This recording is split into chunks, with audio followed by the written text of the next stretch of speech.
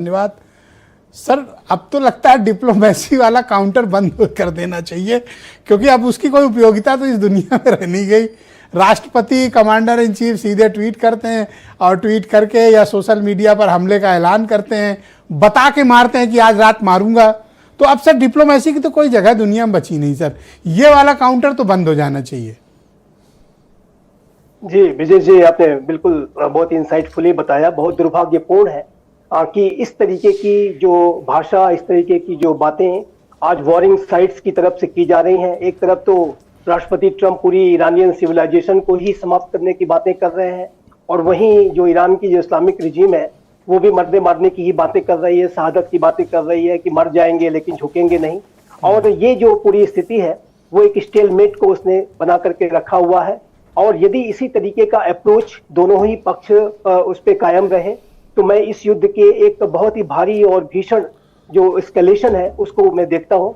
Nuclear options तो मुझे नहीं लगता कि यूनाइटेड स्टेट्स ऑफ अमेरिका ऐसा कोई कदम उठाने जा रहा है, क्योंकि अगर वो ऐसा करेगा तो फिर इसके जो ग्लोबल इम्प्लीकेशंस है और एक जो न्यूक्लियर थ्रेशोल्ड जो क्रॉस होगा तो उसका जो दुष्परिणाम है वो पूरी मानवता को भुगतना पड़ेगा। पूरी मानवता का अस्तित्व संकट में आ सकता है। ये भविष्य में किसी विश्व युद्ध की स्थितियों को भी जन्म दे सकता है। सर अपनी पूरी जिंदगी में आपने कभी किसी प्रेसिडेंट को, किसी भी देश के, इस तरह के बयान देते हुए, ऐसा आचरण करते हुए, गंदी गंदी गालियां लिखते हुए ट्वीट करने या बयान देते हुए कभी देखा है सर? गंदी गंदी गालियां, मतलब वो हम लोग के यहाँ प्रतिबंधित है ये सब बोलना।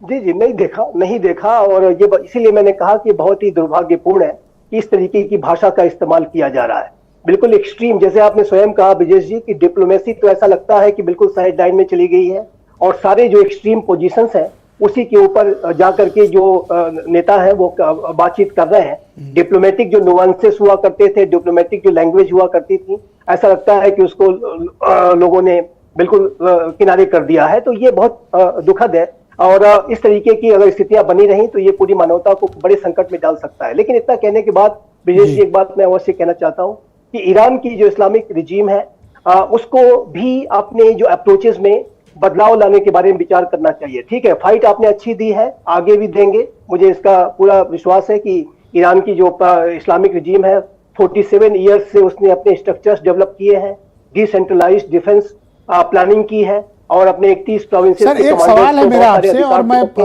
भारत की सुरक्षा के दृष्टिकोण वो सवाल करना चाहता हूं कि जब हमारे पड़ोस में इतना भीषण युद्ध हो रहा हो, इतना भीषण हो रहा हो, अमेरिका इन्वॉल्व हो, जिसमें इजराइल इन्वॉल्व हो, पूरा पश्चिम एशिया प्रभावित हो, हमारे लिए सिक्योरिटी कंसर्न कितना बड़ा है? निस्संदेह हमारे लिए बड़ा सिक्योरिटी कंसर्न है, और सिक्योरिटी कंसर्न जो स्ट्रेटेजिक सिक्योरिटी कंसर्न से ज्यादा जो एनर्जी सिक्योरिटी का जो कंसर्न है वो बहुत बड़ा है। वो प्रभावित आप देख रहे हैं कि हमारे जो बाजार है, हमारे जो पूरी भारत का जो राष्ट्र है वो उससे प्रभावित है। हालांकि मैं अवश्य इस बात कहना चाहता हूं कि इसके बावजूद भी हमारी आज की जो सरकार ने सारी स्थितियों को बहुत अच्छी तरीके से हैंडल किया है। बहुत शुक्रिया सर, कृपया हमारे साथ बने रहिएगा।